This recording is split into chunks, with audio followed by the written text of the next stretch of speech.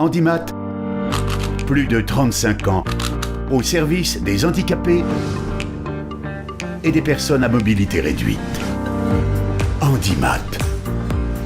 Aider, informer, réunir. Sur le Salon Handicap 2017, nous poursuivons notre cycle d'émissions de radio et nous partons à la rencontre de Fabrice Bourset qui dirige l'entreprise Vers le Rebond et qui vient ici nous démontrer que la création d'entreprise lorsque l'on est en situation de handicap reste tout à fait possible. Fabrice Bourset, bonjour. Bonjour. Alors en 2004, vous avez eu un accident de la vie domestique, un truc, est-ce que je peux m'exprimer en disant qu'il est à la con ? Ah, tout à fait. Il est vraiment à la con ce truc. Hein, puis par définition, un accident est à la con. Ouais, non mais là, lui, il est vraiment... Enfin bon, Oui. on va essayer de le raconter. Avec fracture de la colonne vertébrale qui vous fait entrer dans le monde du handicap, vous devenez paraplégique. Mais un paraplégique qui sera debout. Qu'entendez-vous par debout ? Alors debout, pour plusieurs choses. C'est que je suis un paraplégique qui se lève. Donc ça m'a appris à travailler sur le regard des autres et la notion de croyance des gens sur le handicap qui voit un fauteuil, donc forcément qu'il ne peut pas se lever. Vous n'êtes pas tout le temps en fauteuil, vous pouvez vous lever de temps en temps. Je peux me lever, je peux marcher, mais sur des courtes distances. Et en plus, je nage. Pendant 2 ans, là, je fais tous les ans un voyage en Égypte pour nager en pleine nature, en pleine mer, avec les dauphins. Des dauphins en liberté. Donc forcément, dans l'inconscient, on est handicapé, c'est pas possible, on est dans une case du handicap. Donc il y a beaucoup de choses pour le commun des mortels qui n'est pas possible. On rappelle très rapidement l'accident, comment il s'est produit. Je disais que c'était à la con, donc il faudra peut-être expliquer pourquoi je disais ça. C'est à la con parce qu'un chaton dans un arbre, les petits chatons ne savent pas redescendre d'un arbre, donc il fallait forcément que j'aille le chercher. Sauf que lui il est resté, mais moi je suis descendu. Et un mur était sous l'arbre, j'ai pris l'arbre à la con. Monté dans un arbre, alors que mon métier était quand même dans la sécurité. Et je suis tombé sur le mur, donc la colonne vertébrale, avec la moelle épinière qui a été pincée, une vertèbre cassée, donc à la con. Alors avant de nous parler de votre structure, rappelez-nous quel a été votre parcours professionnel dans les grandes lignes. J'ai un bac+2 en mécanique et automatisme industriel.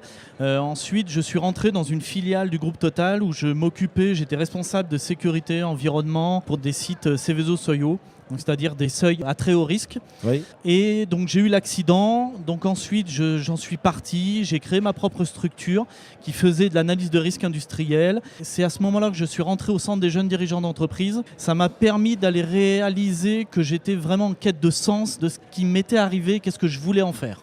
Très bien. C'était à ce moment-là que j'ai eu le déclic de dire mais il faut que tu en fasses quelque chose. Et donc ensuite... Et vous en avez fait quelque chose. Et après j'en ai fait quelque chose, c'est-à-dire oui. depuis 1 an. Donc j'ai créé la structure Vers le Rebond. Alors aujourd'hui vous estimez que votre vie actuelle est plus riche, plus intéressante, faites de nombreuses rencontres qu'avant votre accident. Avec votre structure Vers le Rebond, votre rôle consiste à accompagner des personnes en situation de handicap, ayant vécu une grave maladie, accident ou incident de la vie. Quelle est votre méthode ? C'est de l'accompagnement humain. C'est vraiment basé sur l'humain. Et c'est pour ça que je fais une distinction entre de l'aide et de l'accompagnement. Oui. Pour moi, l'aide, c'est faire à la place. Pour moi, l'accompagnement, c'est aller dans le sens des gens à ce qu'eux-mêmes trouvent leur propre clé de lecture sur leur maladie, sur leur handicap, et que ce n'est pas une fin en soi. Nous avons tous des richesses et des talents en soi, mais souvent que le handicap cache, parce que le monde extérieur, parce que soi-même, on ne l'a pas encore accepté. Donc moi, j'accompagne les gens sur cette acceptation et de dire qu'est-ce que j'en fais. Avec des outils simples, comme par exemple des 3 kiffs par jour pour reprendre confiance. Les 3 kiffs, c'est se trouver 3 petites belles choses qui se sont passées dans la journée pour intégrer dans son cerveau que des choses optimistes peuvent se passer dans une journée. Plutôt que se rappeler les 3 mauvaises qui nous sont quand même arrivées aussi. Surtout que le cerveau va intégrer les choses mauvaises beaucoup plus facilement, parce que je travaille aussi avec des neurosciences, que du positif. Il faut à peu près, pour une idée négative, il faut 3 à 10 idées positives pour équilibrer l'idée négative. Donc je vais travailler tout sur ces modèles-là, sur des écoutes actives. Donc vraiment écouter les gens sur leurs besoins, sur leur situation, là où ils en sont dans leur courbe de changement, dans le déni, dans la colère, dans l'acceptation, dans la tristesse, voilà, tous ces éléments-là où on va aller travailler là-dessus. Et donc plusieurs outils comme de la programmation neurolinguistique, comme aussi des natures multiples, c'est-à-dire que nous sommes faits de plusieurs intelligences, comme du corporel, comme du visuel, comme de l'intrapersonnel, de l'interpersonnel, et on a des tendances, des choses qu'on aime faire, comme de la transmission du savoir. Et pour moi, c'est des talents qui des fois sont cachés parce que la société a fait qu'on a fait des études, qu'on est dans ce système-là et qu'on n'a pas été chercher vraiment ce qu'il y avait tout au fond. L'idée, c'est de les mettre en avant et que ça devienne des avantages. C'est ça, et en plus, ça aide à retrouver sa confiance en soi, parce que faire quelque chose qu'on aime vraiment faire, l'énergie n'est pas la même que se forcer à faire des choses qui ne sont pas en nous. Vous venez de Mâcon, de la région mâconnaise. C'est ça. Votre secteur géographique d'action est situé dans cette région ou vous allez C'est toute plus la loin? France. Toute C'est-à-dire la que France. mon pied-à-terre est à Mâcon, mais je voyage beaucoup. D'accord. J'adore voyager, je vais aussi à l'étranger, j'adore bouger. Quel est le profil des personnes que vous accompagnez? On va dire j'ai deux profils. J'ai un côté profil individuel. Donc là, c'est le côté personnel, donc ce que j'expliquais juste avant, qui peuvent créer une entreprise, qui peuvent de nouveau être salariés, et que c'est le super bon moment pour se dire qu'est-ce que j'avais envie de faire dans ma vie et si je le faisais maintenant. Donc le rebond, c'est dans le sens le déclic en même temps. Exactement. Très bien. C'est la résilience, c'est le déclic. Eh oui. Et une partie entreprise où je me positionne un peu en tant que médiateur entre les managers et le handicap. Parce que le discours n'est pas le même, les mots n'ont pas les mêmes significations. Et comme moi je fais partie de ces deux mondes entre le fauteuil et que je peux me lever, ça me permet moi de comprendre vraiment ces deux mondes-là et d'arriver à les faire discuter. Parce que le handicap a des droits mais a des devoirs aussi en entreprise. Il y a une gêne mais on ne sait pas comment lui dire, on ne sait pas quoi lui dire. Donc je vais travailler sur l'humain en disant mais qu'est-ce que tu lui dirais s'il n'avait pas ce handicap-là? Vous êtes aussi délégué national handicap diversité au sein du centre des jeunes dirigeants, le CDJ d'entreprise. Quelles sont les missions qui vous sont confiées? Moi comme je suis délégué national, c'est moi-même qui définis les missions. D'accord. Donc là pour cette année, on a un point qui nous tient vraiment à cœur, c'est l'entrepreneur handicapé. Un handicapé peut très bien créer une boîte, il y a plein de freins, mais il peut créer une boîte et on travaille aussi avec d'autres structures pour aller faire évoluer ce statut de travailleur indépendant handicapé, pour intégrer encore un peu mieux le handicap dedans.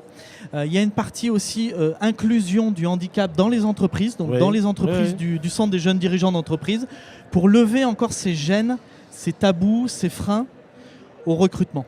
Et aussi de rendre accessibles nos événements, c'est-à-dire qu'on crée des événements qu'on appelle souvent des prestiges sur un sujet particulier où on ouvre à tout le monde. Donc maintenant, je commence à aller dire, est-ce que vraiment vous l'ouvrez à tout le monde? Bon, maintenant, ils me connaissent, donc le truc marche un peu moins. Parce que je leur dis, voilà, je serai aveugle, est-ce que je pourrais venir? Ah mince, on n'y a pas pensé. Et on va travailler sur le côté, si on n'est pas touché directement, c'est logique et c'est normal que les gens n'y pensent pas. Les aveugles qui rigolent beaucoup sur leur handicap, ils diraient ah ben je l'ai pas vu. Bah voilà. Puis je vois plus loin. Voilà, c'est ça. Voilà, exactement. Donc vous aussi, vous jouez avec l'humour. Exactement. C'est très important. Et quand moi j'interviens aussi, parce que j'interviens aussi dans des colloques, des choses comme ça, je vais pas dans le pathos. C'est-à-dire que moi j'y vais franco sur le handicap, avec l'humour, avec... tout à l'heure on parlait d'accident à la con. Quand on parle de... Je fais péter aussi l'angélisme du quelquefois qu'on a en entreprise sur le handicap. Tu verras ton service, il va...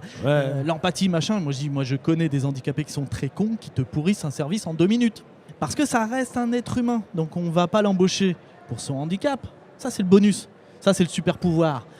Mais on va l'embaucher pour ses compétences, ses appétences. Et si en plus il y a le handicap, c'est bonus, c'est tant mieux. Les personnes qui auraient accès à cette émission, qui voient que vous avez beaucoup d'énergie et qui souhaiteraient en savoir plus sur vos activités d'accompagnement et de conseil, comment peuvent-elles vous contacter? Elles ont peut-être sûrement envie d'être accompagnées elles aussi. Mon site internet, verslerebond.fr, donc où il y a toutes les infos. J'ai aussi des pages Facebook sur un peu toutes les histoires qui sont en train de se passer sur le handicap, sur mon vécu, à chaque fois que je me déplace, sur tous les réseaux sociaux en fait, Fabrice Bourset et Vers le Rebond. Vous communiquez beaucoup avec les réseaux sociaux. C'est le moyen de communication d'aujourd'hui.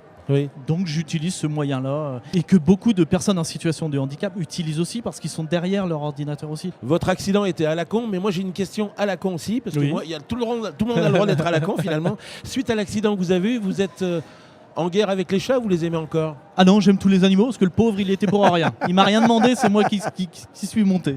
Ça va, elle vous plaît bien ma question à la con? Ouais, je l'avais vu. On se reverra à la mi-août alors. Voilà, sans problème. Merci Fabrice. Merci beaucoup. Et bonne continuation.